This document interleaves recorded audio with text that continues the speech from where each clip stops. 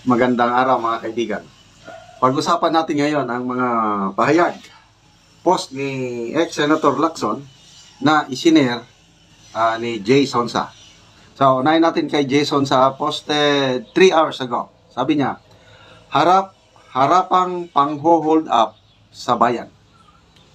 Masyado nang halata ang paglabag sa saligang batas nitong ating mga kinatawan ng Kongreso. So, bakit nasabi ni Jason na harap-harapan na ng pang-hold up na nilalabag ang ating saligang batas? Ito, mayroong naunang pahayag ni ex-Senator Lacson tungkol dito sa AKAP. Controversial AKAP ni Speaker Martin Romualdez na noong una tinanggal ng Senado. Ngayon, ibinalik dahil nagkasundo. Okay. So, ito ang pahayag ni ex-Senator Ping Lacson. Sabi niya, Senators and congressmen can embrace each other all they want. Akapan. Akapan. They can embrace. But they cannot agree to share what is not theirs. They can only legislate, not implement government projects like AKAP. They should at least be discreet when violating the Constitution. Wow! Mabigat ito na pahayag ng dating senador. Saludo ako dito kay Senator Ping Lacson. Although ang iba, kini-question nila yung pagiging author niya ng concurrent resolution number 10. Kaya lang, may paliwanag si Senator Lacson. Noong una, may limit daw yan eh. If I'm not mistaken, 5 million lang ang limit. Yung ma-certify mo by certification. Kaya lang, later on, nawala na yung limit. Hanggang ngayon, unlimited na. Sa buong termino niya, Senator, kung nakailang term niya, 3 na ata. Ang binabantayan niya talaga, budget. And I believe him, yung kanyang pagsusumikap na hindi masayang ang pera ng taong bayan. To me, that's my perspective kay Senator Ping Lacson. Kaya, maghanda sila ngayon pag manalo si Ping Lacson sa eleksyon. Nako, hindi na sila basta-basta makagawa ng ganito. Yung mga akap-akap, yakapan. So, yung sinasabi niya na yes, they can embrace each other all they want. Magtulungan. Kaya lang, hindi pwede, hindi nila pwedeng, they cannot agree to share what's not theirs. Ano yun? Yung pondo, yung 26 billion.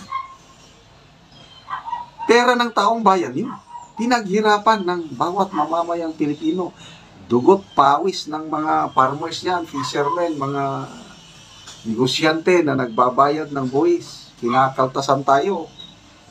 Pera natin yan, hindi pera ng mga senators and congressmen.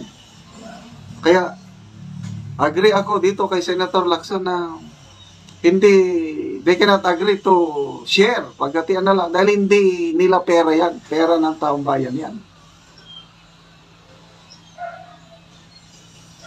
Ang dami nilang mga satsat.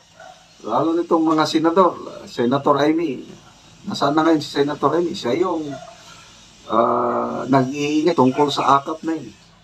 Akala ko naman, wala na. Hindi na talaga may babalik yung AKAP. Yung pala, madaling ibalik. Basta nagkaintindihan. Scratch my back, I will scratch yours. Parang ganon. Oh. So, ano na? Final na yan. Kasi nagkasundo na eh. Ang atin na lang is, ito, magsalita na lang ng magsalita. Kaya lang, wala tayong magagawa. Okay, so, ang nangyari kasi, sila nang nag-implement eh. Trabaho ba ng mga mambabatas ang magbigay ng ayuda? Only in the Philippines. Only in this administration. Yung mga, nung nagka-pandemic tayo, panahon ni PRRD, Yan, kailangan mo talaga ng ayuda dahil hindi ka makapagtrabaho eh. Sinong nagbibigay ng ayuda? Ano lang, DSWD, LGU. Meron bang mga kongresista, senador na nagbigay ng ayuda nung pandemic? Wala naman ah. Eh bakit ngayon? Wala namang pandemic, wala namang... Bakit ang Speaker of the House ang nangunguna sa pagbigay ng ayuda? O mga politiko naman ang... Ito na yung sinasabi ni BP Inday Sara na naging legal na ang vote buying, yung pagbibigay ng ayuda, paghahanda sa eleksyon. Kasi, nandiyan na eh, nakabudget na eh. So, napakasakit, Kuya Eddie, itong nangyayari sa ating bayan. Dagdag bawas po ang nangyayari sa BICAM. Ang masakit, yung Armed Forces of the Philippines na pinangakuan na bigyan ng karapatang pondo para sa paghahanda ng ating seguridad.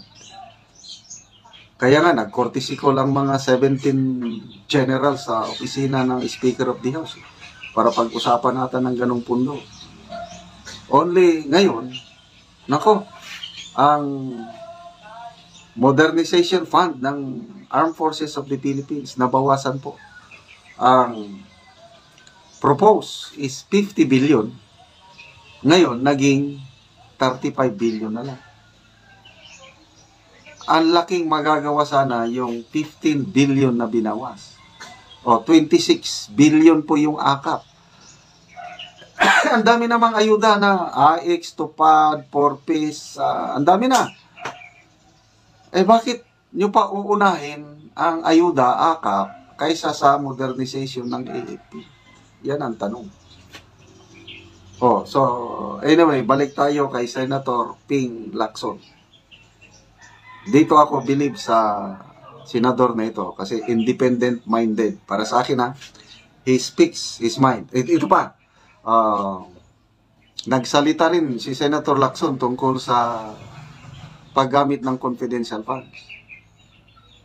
Dating PNP chief ito, alam niya kung anong trabaho ng intelligence work. Sabi niya, saan ka nakakita na ang tunay na pangalan ng mga agents ay hahanapin mo? Hindi pwede yan. Huwag kayong maging ignorante, sabi niya sa mga nagko-question ng... Kasi hinahanap yung tunay na pangalan ng mga recipients ng confidential funds. Mga aliases lahat yan, karamihan. Bakit mo ibubulgar ang tunay na pangalan mo, malalagay ka sa panganib? Dahil ito kasing mga mambabatas, hindi nila naintindihan yung trabaho ng intelligence, yung deep penetration agents. Ako, nung battalion commander ako, nagkaroon kami ng mga ganyan. Nakapagtanim kami sa loob ng makakaliwa.